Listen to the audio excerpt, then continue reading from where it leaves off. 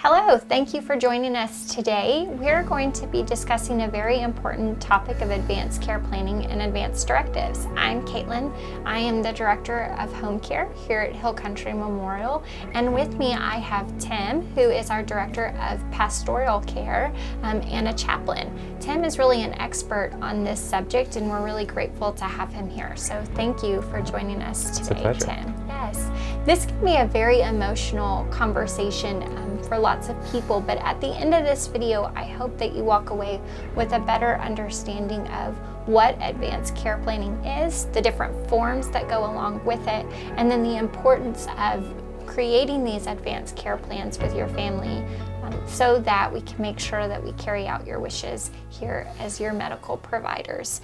So with that, Tim, we'll just go ahead and get started. Good. Can you tell me a little bit about what is advanced care plan or an advanced directive? Sure. An advanced care plan essentially indicates to your physician and to your family and loved ones what your wishes are and would be in the event of a terminal illness or a condition that may be irreversible. But it sets in advance that plan and your wishes so that everyone involved, including the medical team or provider, will know what to do and not be worried or anxious about it, at least as far as the knowing your wishes.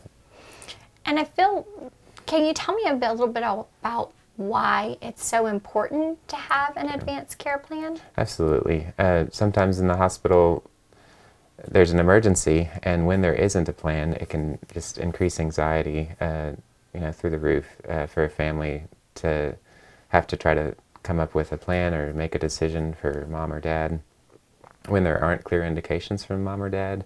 Is just layers on another layer of anxiety that we'd hope to prevent in the event of something like that. And so having the plan in place, having the whole conversation with your family beforehand, you are then able to just make clear decisions because you know your family members' wishes, and it's clear also to the medical team.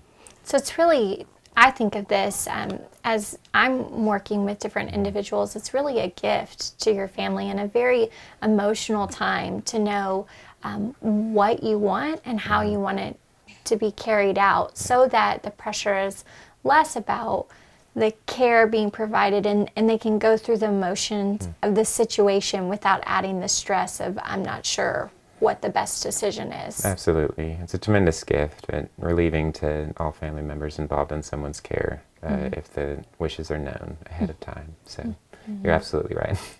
And can you talk to me a little bit about why it's so important that we do advanced care planning even if we're young? I mean, I'm young and I have small children, and so do I need an advanced care plan?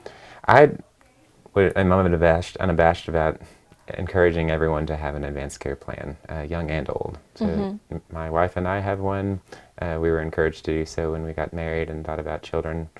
And essentially the plan isn't live, so to speak, because you're trying to plan for a future event which may or may not happen. And so it's a good idea just to be prepared. And, it's one of those sometimes worst case scenarios, which you hope would never happen. But it's responsible and it's a gift to family members if the worst should happen. And then at least everyone's on the same page. So. And so let's say today I make an advanced care plan and I decide I do have younger ones at home and I want to be a full code on everything. But then I decide later that's not what I want anymore. Is it possible to change an advanced care plan once it's been made? Absolutely. And so anytime you fill out a new document in an advanced care plan, it revokes the old one, and that can be done at any time. And so you are able to change it, whether that's because you're now at the end of life and you're ready to kind of make that kind of plan for the future, or something else has changed because of the way you thought about it or feel about it now. At any point, you are able to change your plan.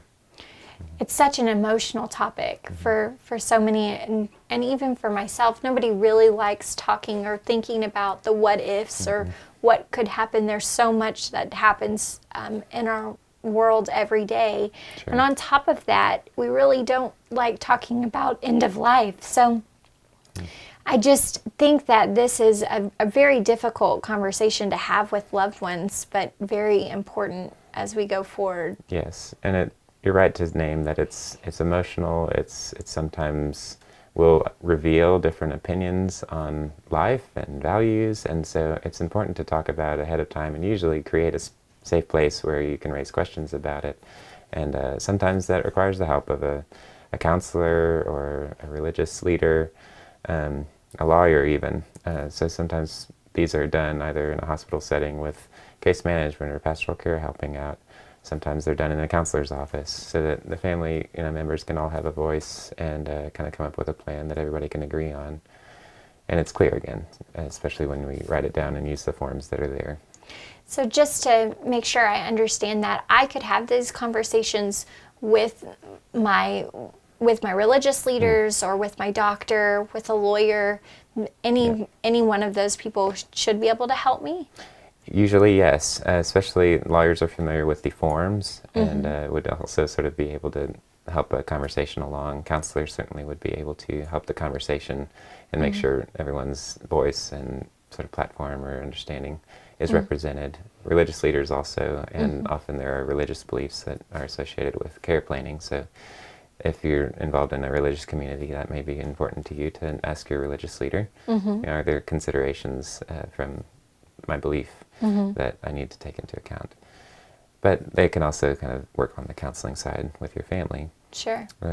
But often people will fill out these forms in a hospital setting or with their lawyer, just because the forms have a lot of legal language and can sometimes be confusing. And the doctor can really help with that too, because they can help with understanding where I'm at with my health or with my disease process too. Similar to making these decisions with a family involved, we want to involve our medical providers because, of course, they know prognosis is associated with conditions, but also one's health history, and so they're going to lead this conversation also, so that we're not in a vacuum when we make these decisions. They're informed and instructed by the experts as well. Can you talk to me about the different types of forms? It seems so overwhelming to me whenever I start just looking up advanced care planning or advanced directives. Absolutely, and we try to make it more simple, but it's important to kind of have an awareness of those forms. And so the advanced care plan, advanced directive kind of refer to a number of forms that will indicate one's healthcare wishes. And one form is the advanced directive, sometimes called a living will.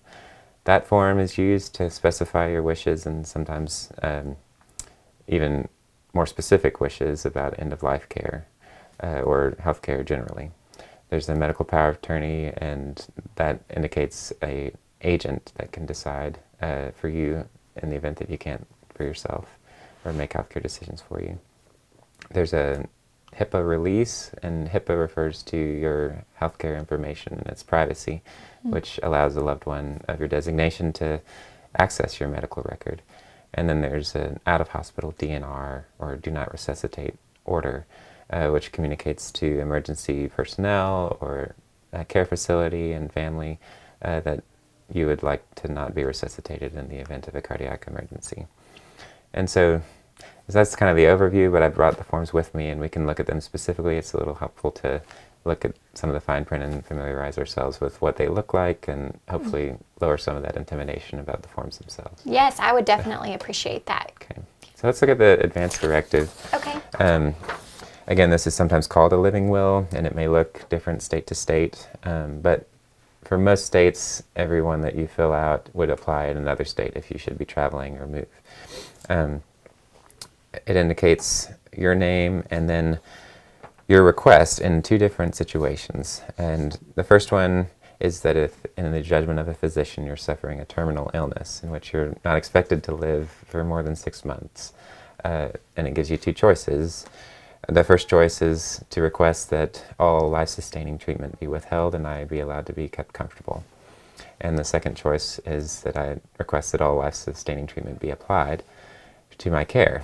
And you can basically initial one or the other. And the second situation is that if in the judgment of my primary physician or attending physician, I'm suffering an irreversible condition, and then you're given the same two choices, to have withhold or sustaining treatment withheld or to have it applied. And you initial.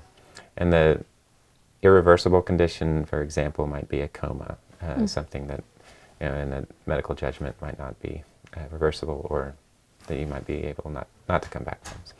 So can we just talk about that for a minute, because that is a lot of information and a huge decision. So with the first one, 6 months, or so on a normal trajectory or on a normal course of a disease, you have 6 months or less to live. And so you're making a decision about what would be best in that situation.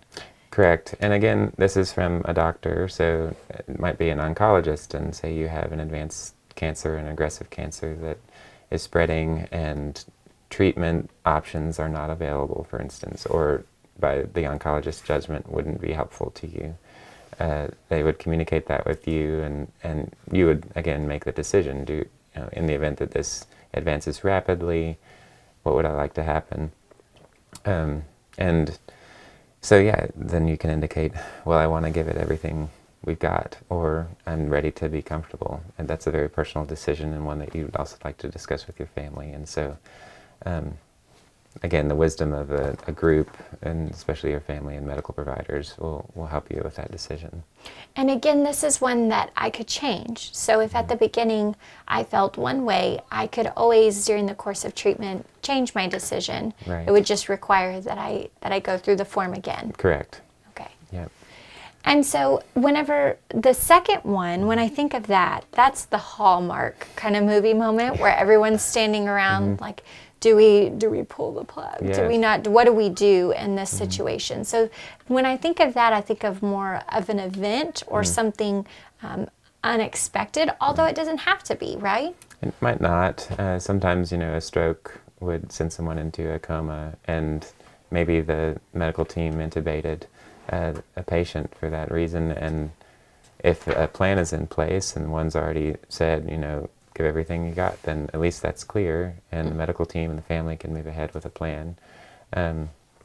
Or conversely, if the plan indicated from the patient was, I'd rather not be intubated or kept in an irreversible condition indefinitely, then at least the family's clear. And so that's a very emotional moment, but at least we're respecting the patient's wishes in that moment. That's terrifying to write my initials next to something that says, I don't want the most aggressive treatment for myself. So does this mean that they won't do any treatment, or what does it mean whenever I initial right there next to that? Right. It doesn't mean that no medical provisions will be allowed or provided for you. It would mean life-sustaining treatments. And so life-sustaining treatments refer to intubation, to cardiac resuscitation or CPR. Also, they would refer to things like maybe artificial feeding or blood transfusions and things that might sustain life. So again, this is in conversation with a physician in terms of what might be helpful in a treatment plan. So if you select on these forms that I'd like the treatment withheld and just to be kept comfortable, that refers to something like hospice care, something that would indicate to the medical team that they would use all their treatment options to keep one comfortable and not intervene or try to correct the course of a disease or an event. So if I choose that one, then I still would be under the care of a physician throughout my time. And the goal would then switch just from trying to sustain to making me comfortable. Is that what you're saying? Right.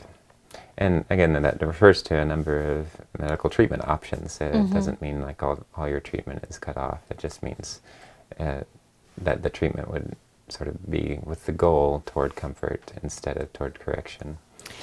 What if I have really strong feelings about one treatment versus another? Like, I'm okay with these treatments, but if it gets to this treatment, I'm not comfortable. Absolutely. Can I be that specific? You can. And so the form starts out with these two conditions or situations, and then it leaves you space to indicate further wishes. And sometimes I've seen one patient just put, if I can't be brought back to watching football and eating ice cream, then let me be comfortable until I pass. And that was really clear to the medical team. It was really clear to the family. And so it doesn't even have to be in medical terminology, but you can further specify, again, things sometimes like artificial feeding or ventilation or blood transfusion. But you can also indicate, life for me is holding my grandbabies, and if I can't do that anymore, then really it's okay. Keep me comfortable. So. Thank you for that. That's very helpful. I think that this form in particular is overwhelming. It's overwhelming to think through and to really make decisions on. But I do think it's good to have the information, and it's also good to know that I can make it specific to what I want and specific to my family.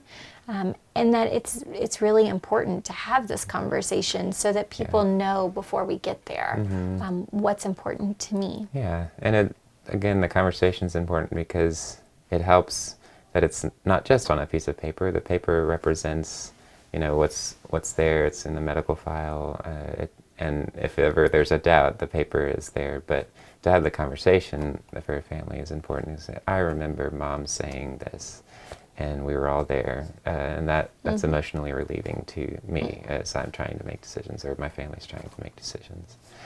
The other thing to remember about this form is that it's for the future. It's not something that enacts this plan right away, in the absence of a terminal condition. So this form may never apply. So we certainly all hope and pray that way for our families. But again, it's there, and the conversation is there in order to make sure that we have a plan and one's wishes are met. So if I broke my leg today, I would get treatment just Absolutely. like normal. This would only be in the event something really serious came along. Yeah. Then it would come into play. Right, and that would be indicated by an attending physician or your primary physician. So it wouldn't just be haphazard that this form is applied. So, yeah. And the next form kind of relates to this one very importantly because it's the medical power of attorney.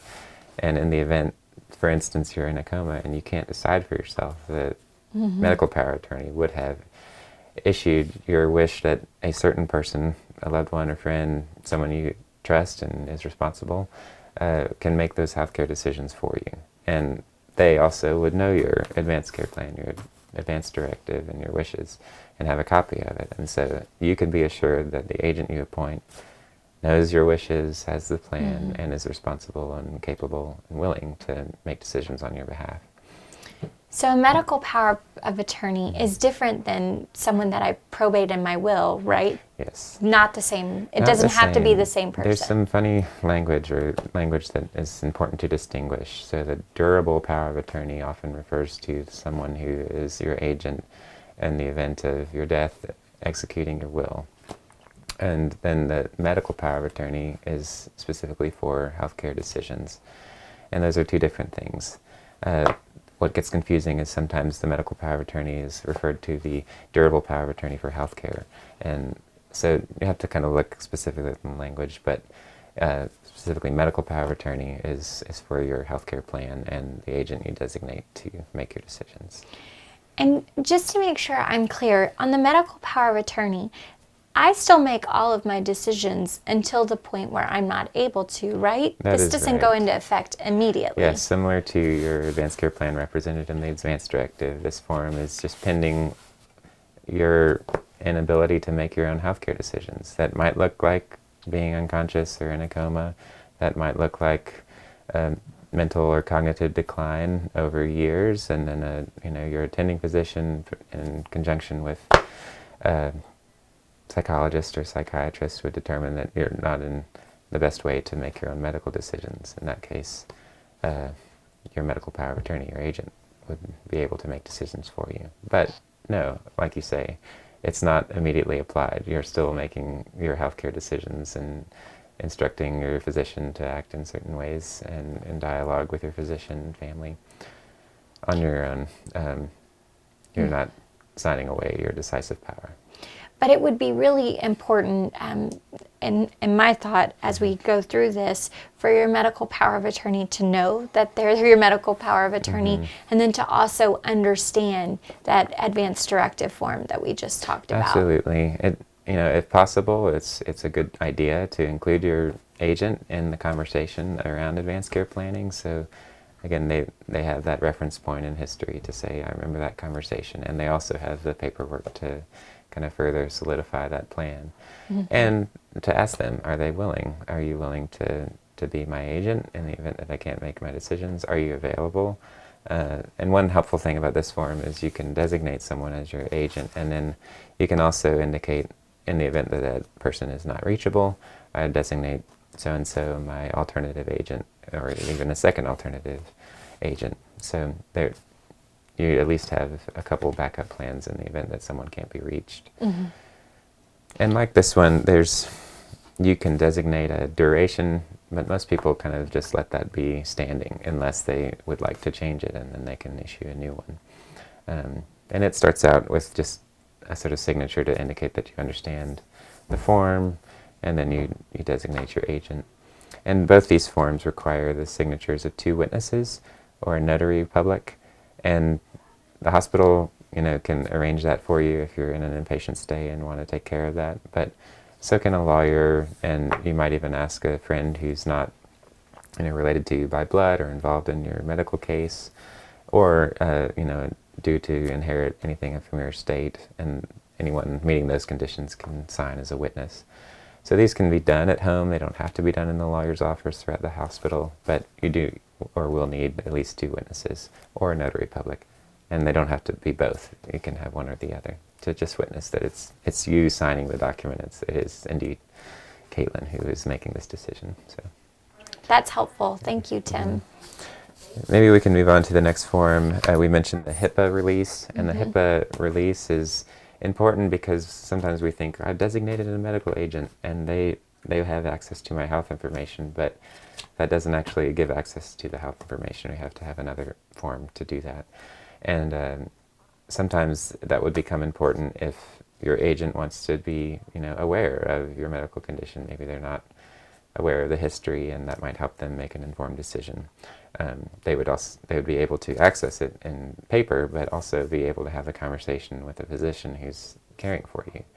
So the physician technically wouldn't be able to discuss the case with your medical power of attorney, at least your history. They'd be able to discuss the present case, but not your history, unless they saw this form also. And so it's just part of the package, I suppose, but it will look different from medical office to medical office or the hospital. So it's just one thing to double check and make sure with your primary care physician or the hospital, do I have a HIPAA release, and who would I like to make sure has access to my medical record? So if I fill this one out for Hill Country Memorial, it won't necessarily work for everywhere that I go. No, there's not necessarily a universal HIPAA release form. You can kind of try to designate it as universal and bring it to your medical provider, but they'll have one, and it's probably the simplest of the forms that are in this package, so you can very easily accomplish that at your medical provider's office. So I hear you whenever you say it's important so that my doctor can freely share information with my medical power of attorney, or so that they can freely share information with whomever I designate on that form.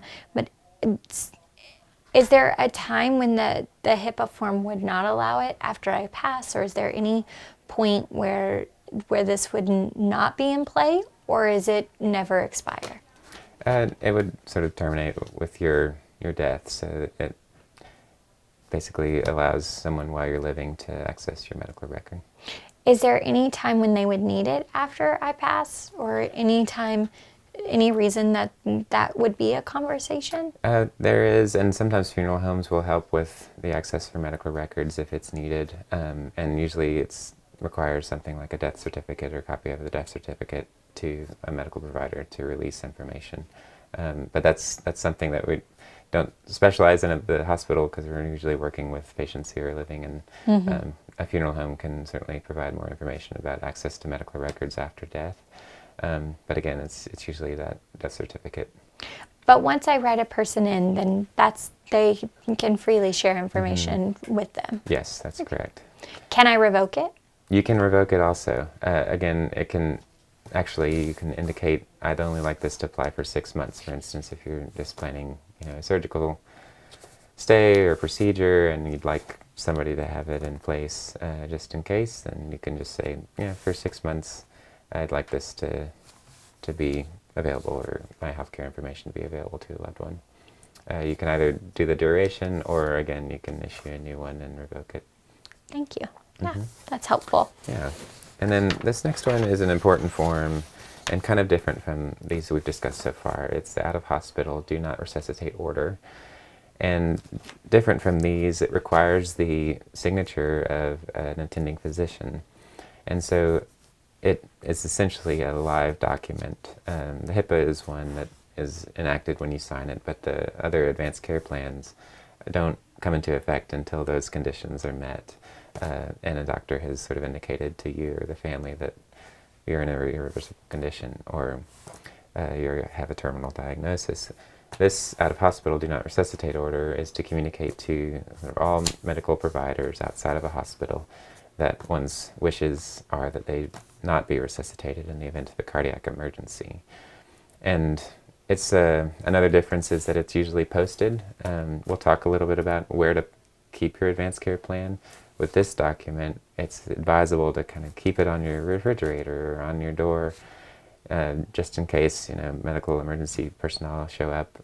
They will know your wishes right away, because medical personnel in emergency teams, whether in an emergency room or EMS, they're trained to save your life, and so they will kind of proceed to do so unless they see a form like this, or your medical power of attorney is right there saying, please do not, that's their wishes. But basically in an emergency, you need to see something like that pretty quickly, or you're going to enact an emergency plan. So this is one of those documents that usually will be requested by your physician. If your condition has reached that point, and say you're being discharged from the hospital home or to a care facility, they may say to you or to the family that's trying to make decisions for you, I think this is an appropriate thing. Resuscitation or resuscitory measures would not be helpful to you anymore, and why don't we go ahead and fill out an out-of-hospital do not resuscitate order in order to either respect these wishes that are already indicated, because now we're in one of those situations, or because the disease has advanced enough that it will not be helpful to her life anymore. Why would anyone not want CPR or not want to be resuscitated? Yeah, it's important that we know what CPR does. It's a pretty invasive procedure for people and can often, especially in the elderly, break ribs and cause some other complications. And the recovery is often a long time. So especially if somebody has already indicated, like, I want to be kept comfortable, it sometimes doesn't fit that category of care because it's not a comfortable procedure. It can sometimes be effective in restoring an airway or bringing back a heart rate, but it often causes so much other pain and discomfort and recovery that it might not be worth it anymore. And again, we aren't often the best equipped to make the decision, so all this is important to talk over with a doctor, and it's one reason why this order specifically is generated from a doctor in conjunction with your own care wishes, because they will know your health history and sort of where you are in life and whether CPR would be appropriate or not. Of course, it's still your decision, but at least the counsel of a doctor is going to be an important one with the out-of-hospital do not resuscitate order. So this is really interesting to me. So two things. We have an advance directive, which is separate from a do not resuscitate order. So those would be two different documents that I need to go over with my doctor. Thank you for asking that, or indicating that these are two different things. I have had some people confused and filled out an advance directive and thought that meant I'm indicating to everyone that I do not want to be resuscitated, but that's not what this form is for.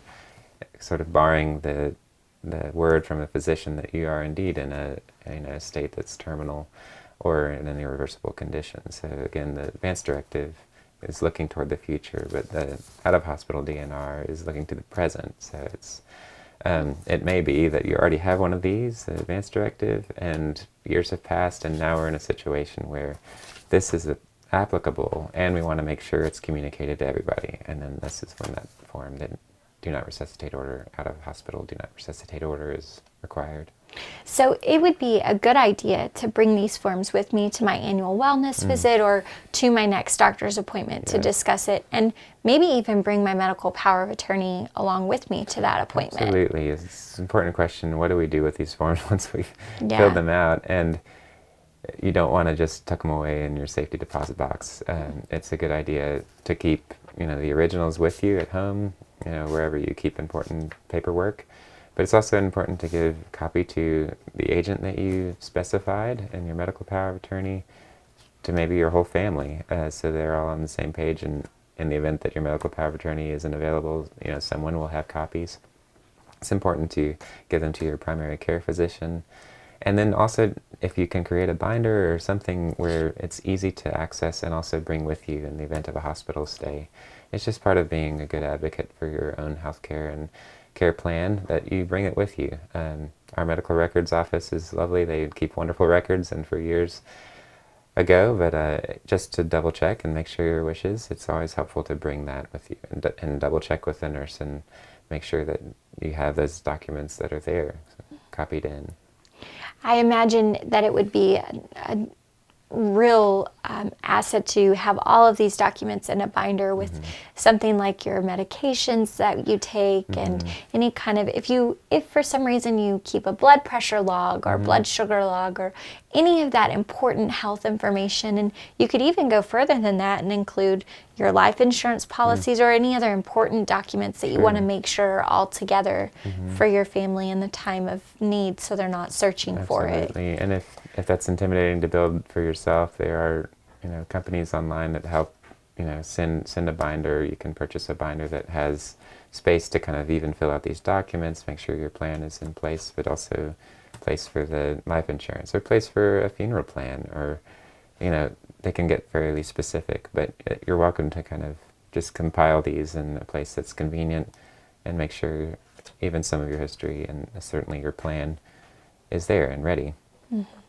I want to go back to this document for just a second, because my background with home care, this is a very important document to us, and I think it's worth just saying again, this has to be visible when emergency personnel get to you, right? So it needs to be either right with you, right above your bed, on your refrigerator, somewhere where they're going to see it, right, Tim? Yes, it doesn't really function well tucked away because, again, they're trained to be or apply emergency medicine, and they will do so and start life-saving if they don't see a form like this, or if a loved one or a medical power of attorney isn't there to kind of direct care.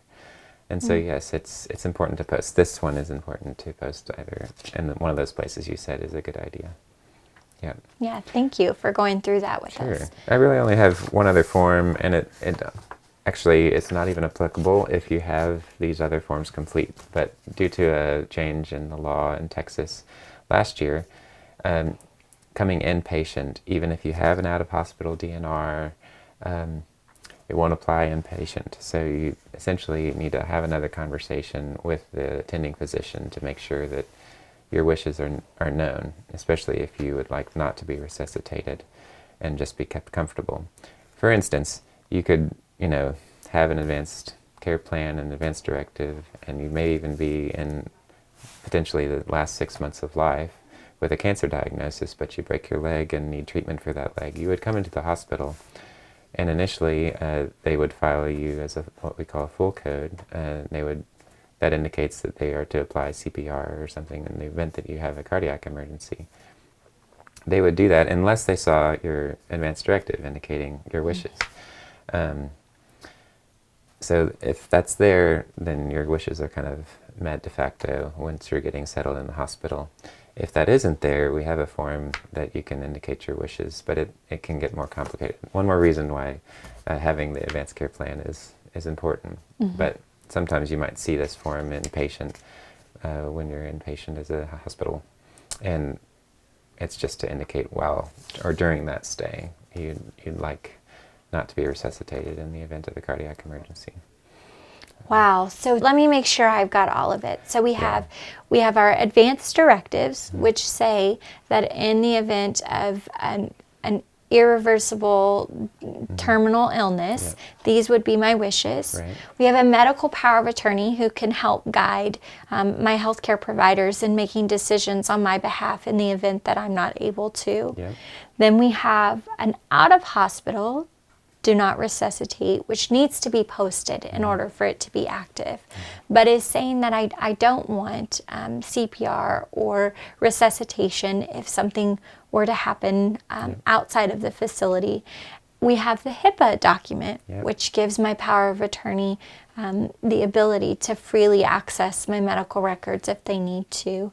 And then lastly, we have the inpatient do not resuscitate if needed, but likely not needed if I've done the others. I understand. You have it right. Well, it's so much to take, and so I think that is very helpful. And as I think about this complicated emotional conversation with my family or my friends, and making sure that my requests are executed, it really does take a team to make sure that you get all of these forms and filled out correctly. Yes, and the hospital personnel can help you if you're planning an inpatient stay. We have case management, we have pastoral care chaplains, we have medical records, and we can kind of make sure all that's in order if that's something you'd like to complete when you're at the hospital. But again, as you've indicated, this is a big conversation, and it's emotional, and it may require more time to think through with your doctor, with your family, and so take that time, plan a conversation. And one thing that may be helpful is the hospital website's updated with the latest documents and more information, so it can be confusing. It's important to make sure you know what you're looking at, and you can go on the website, download and print the forms. You can have your questions answered there, hopefully. And then again, we would recommend that you follow up with either a religious leader or potentially a counselor, or at least plan the conversation with your family so that everyone can be clear. And then if there are questions, there's a place you can go to hopefully find some answers. And look for community events, whether hosted by the hospital or sometimes senior organizations or churches will host events on advanced care planning. And it's a good way to, again, have your answers or questions answered, but also maybe even complete the documentation and make sure your family's aware of it.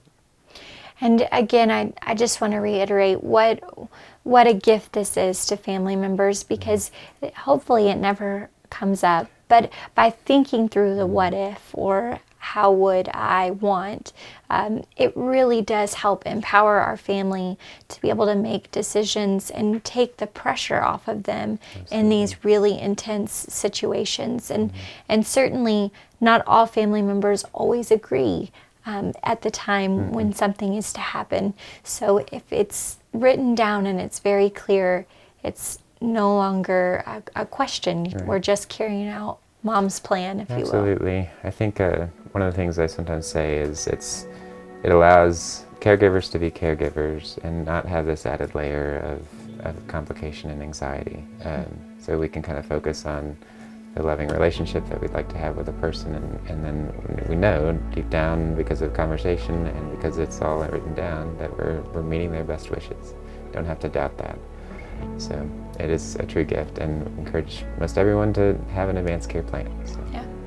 Well, thank you, Tim, and thank you for joining us today. I hope that this has been a helpful conversation in understanding these forms for advanced care planning and the importance of advanced care planning, no matter the age and no matter where you are in your health right now.